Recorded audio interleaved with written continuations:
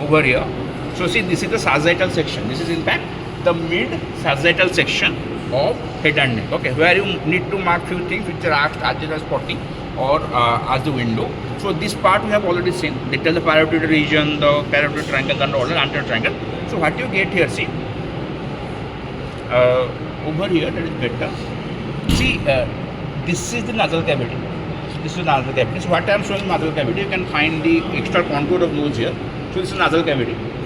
We all know that the two-side nasal cavity chambers share a septum in between. So what we have done here, we have chipped off that septum. We have destroyed the nasal septum. Okay. So what you get here, see, three things are here. You can clearly mark. See, you can clearly mark three dark color structures. Okay. And that is the lateral wall of the nasal cavity showing three projections. They are called concha turbinate. In earlier books, they used to tell concha is one thing, turbinate is other, but recent authors they tell concha synonymous to turbinate, okay, or turbinate, okay. So see over here, it's showing on each side. So don't worry if you do. I'll make sure everyone sees. So see, this is the palate actually, okay. This is the palate, and above that you can mark in lateral wall of nose three concha. Lowest one is inferior concha, middle one is middle concha, upper one is superior concha. So see over here, this is the palate, okay. Above that, this is the inferior concha, this is the middle concha, this is the superior concha. So see over here, this is the palate over here, above that inferior concha, then middle concha, then superior concha. Okay. So see over here, this is the palate, then inferior concha. This is the meatus. So meatus is the space on lateral below concha. So corresponding to each concha, there is a space below, that is called the respective meatus. Okay. So see over here. Just take out my short.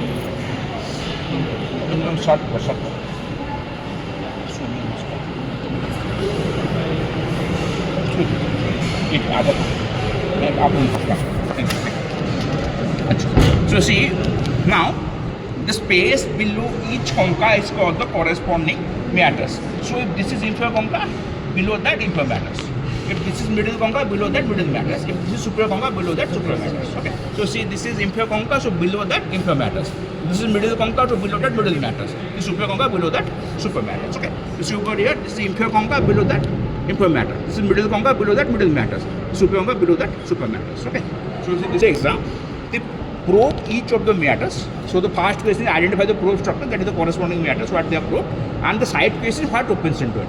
What opens into it we will discuss separately. Okay. But in the lateral wall of the nose, you can find these three concha with the corresponding meatus, and lateral wall of nose can be a full window question. Okay. So there you have not to describe the openings, but also the artery supply and not supply of the lateral wall of the nose. Okay. Now see over here, mark. This is the inferior concha. About half inch behind that, there is a opening here. Okay. See, this is the inferior concha. About half inch behind it, posterior end, there is an opening. Okay. See over here, this is the inferior concha. About half inch behind it, posterior end, there is an opening here. Okay. So see this opening, that is about half inch behind the posterior end of inferior concha. Okay. So this opening usually probed in the exam. First question is what is the identification, that is either you write auditory tube, okay, or you write pharyngeal opening auditory tube, that completes the answer. But if you write auditory tube even, you will be given full marks for the identification. The side question we will discuss in the class. Okay. So by now we have seen three spottings on the nose, and another one is the pharyngeal opening auditory tube. Simply you can also write as the identification auditory tube. Okay. That is also there. Now you see here in this specimen, you can also mark the lateral wall of the nose here. Okay. So this is lateral wall of the nose. Below that, this entire thing is palate. Okay. And below that is oral cavity containing the tongue. So this is the lateral wall of nose, you can mark here. This is oral cavity with the tongue, this thing with the tongue, okay. And between them, this partition is palate, okay. So palate is the floor of nasal cavity, but roof of oral cavity. Or palate separates the nasal cavity above from the oral cavity below. So this portion looks bony, as you can see even from a distance. This is a hard palate, okay. It's a hard palate. It's the hard palate. The front part of the palate, hard palate, and see just behind it, hanging like a curtain, okay. Hanging like a curtain behind it is a soft palate. Okay. This is soft. So this is a hard palate. You can see the bone here, no marks for guessing why it is called hard palate, and behind that we get the short palate hanging like curtain. Short palate can be a tight structure in the spotting, or it can be a full window question. What usually is asked to discuss in the theory. Okay. So remember, this is a short palate. Okay. Very easy to identify, but often people mistake it for anything other. So this is a short palate. Okay. This is a short palate. Okay. Tongue. Okay. Interestingly, tongue is a thing which still so easy to identify, but many people mistake the identification in the first floor. So tongue again, it can be full window question or spotting can come from. This can be spotting also. The side question discussed in the theory. So this is short palate, this is tongue. Okay. Then see over here. Here, this is oral cavity. Following that, there are two system of tubes. Okay. So in front, you can mark here. This is larynx. This is larynx. Okay. Forward trachea. You can mark the tracheal rings also is here in the wall of the trachea. Okay. So in front, the one tube, that is the foot, that's the windpipe, is the larynx followed by the trachea. So this is larynx followed by the trachea. Okay. You can mark the tracheal rings here very clearly. So this is larynx followed by trachea. And overhanging the larynx, see, this projection shaped like rough-neck tongue is your epiglottis. See, hanging over the larynx like a lid, this is your epiglottis. Okay, this is the epiglottis. Epiglottis, see, this is the larynx.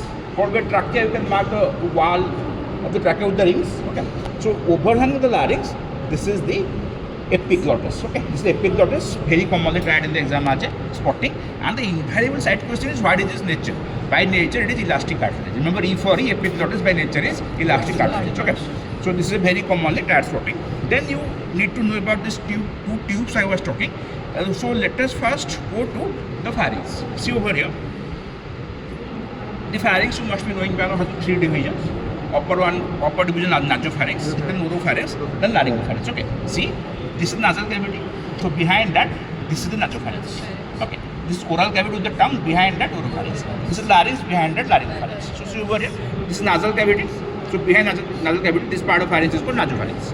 This is oral cavity with the tongue. So behind that, we get oropharynx. Okay. And still below, we get the larynx. Okay. So behind the larynx, the part of pharynx is laryngopharynx. So see, this is nasal cavity behind the nasopharynx. So oral, some features of the nasopharynx. So see over here, this is nasal cavity in front.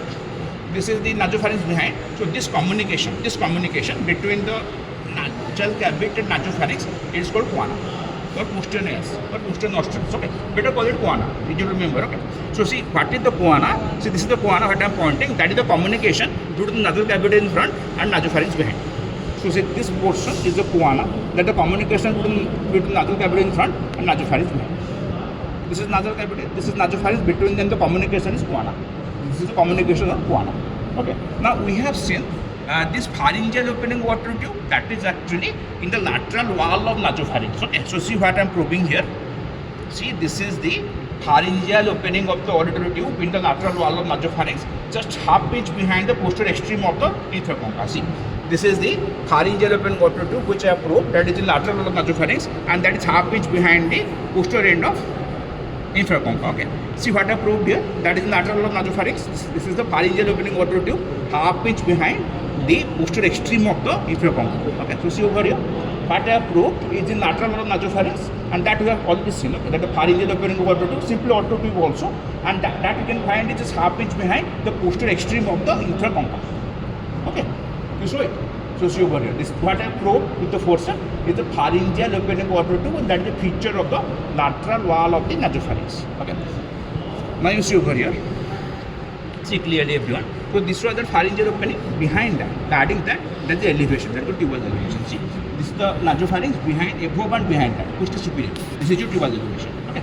And behind that, this fossa is called fossa rosenmuller. Okay. So this is water tube, this is tubal elevation, this is fossa rosenmuller. You see over here, this is auditory tube, behind and above that, posterior superior. This is tubal elevation, what I am showing. This is tubal elevation, and still behind you get the fossa of rosenmuller. Okay.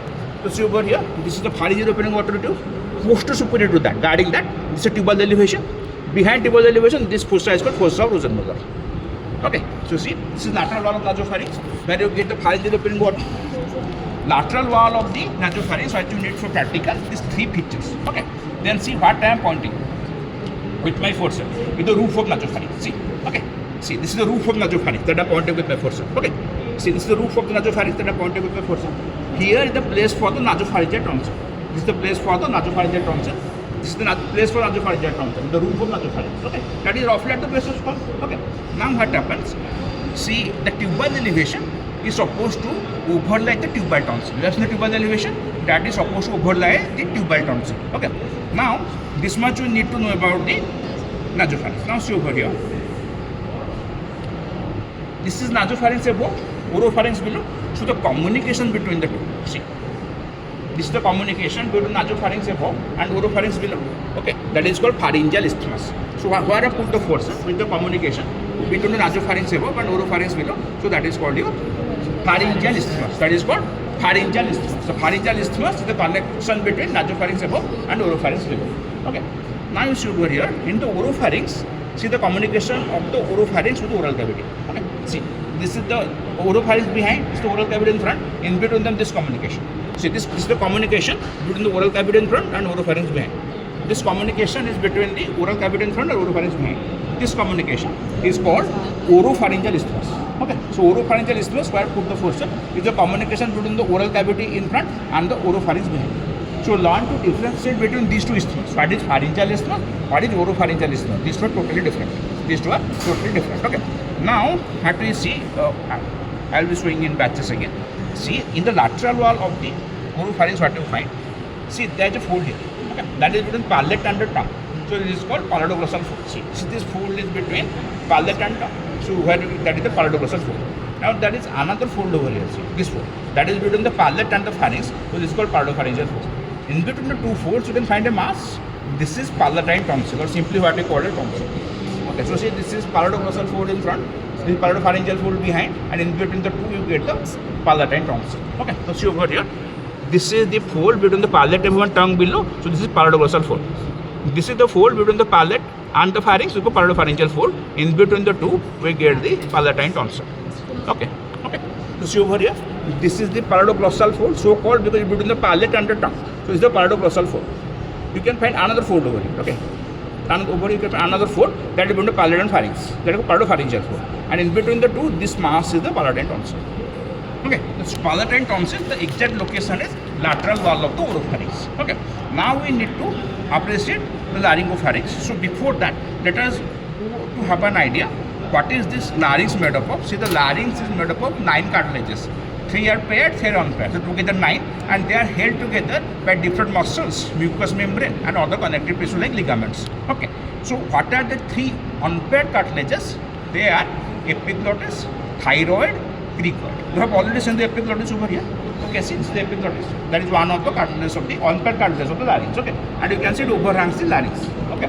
Now, what are the paired cartilages? There are also 3: arytenoid, corniculate, cuneiform. Now, how they are arranged? See, the cricoid is a complete ring right at the base of the larynx. That is also by some authors called foundation stone of larynx. So the larynx at its base has got a complete ring, that is the cricoid cartilage. Above that, there is thyroid cartilage. How? The thyroid cartilage is present on the sides and front. Posteriorly, it is deficient. These two parts are called the laminae, similar lamina of thyroid. They meet in the midline at the Adam's apple. So the thyroid cartilage covers the larynx in front and on the sides, but not posteriorly. So now there is a gap over here posteriorly. In that gap, at the base, there is the cricoid cartilage. So in that gap, lying on the upper part of the cricoid cartilage are the 3 paired cartilage. Okay, arytenoid, corniculate, cuneiform. So over here, if we see, these two are the same cartilage. At the base, this is cricoid. So see, these two things are the cricoid. These two things are the cricoid. Lying above that, this is thyroid. Okay, and behind above the cricoid, this mass represents 3 things: arytenoid, corniculate, cuneiform. Okay, so see over here, these two are the parts of the ring at the base. Cricoid, in front this is the thyroid, and above the cricoid ring, posteriorly, this mass represents 3 things: arytenoid, corniculate, cuneiform. Corniculate, cuneiform are very nodule-like cartilages. Okay, so see over here, this is the arrangement of cartilages in the larynx, and they are held together by different muscles, connective tissue like ligaments and membrane, which you will see later. Larynx is separate class, pharynx is also separate class. Okay, theory-wise. So now you see over here, see, this is the mass which represents arytenoid cartilage. See, this is the mass which represents arytenoid cartilage. This is the epiglottis. So between the two, this fold is aryepiglottic fold. See, this is the arytenoid cartilage. This is epiglottis. Between the two, this fold is aryepiglottic fold. Aryepiglottic fold. Okay. So see, this is the arytenoid cartilage. This is epiglottis. Joining the two, this is aryepiglottic fold. Okay. See, aryepiglottic fold on the other side. The space between them, so that is roughly this. The space between the two aryepiglottic fold is called laryngeal inlet. That is the communication between laryngopharynx and larynx. Okay, so see, This is laryngeal inlet, what I'm pointing. Between the two sides areolar D4. This is laryngeal inlet, that is guarded on each side by the areolar D4. That is the communication between the larynx and the laryngopharynx.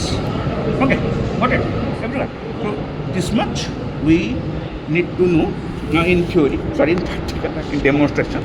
This theory I will talk in the class. So, but we have not yet seen the folds of the dura metal. That I will make sure to show in another class. The specimen is available with them. Okay. So and so let's go and